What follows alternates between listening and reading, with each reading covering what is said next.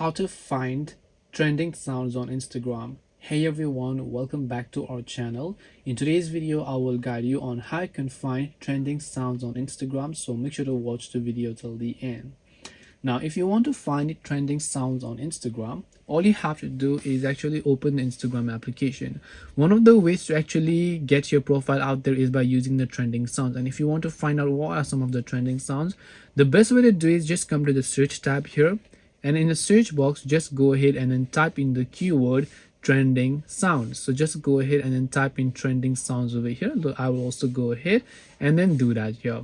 Once I type in trending sound, I'll just hit the search option. Now from here, what you need to do is you need to simply filter it, right? So you can actually go ahead and then filter it if you like. I'm just going to come back here.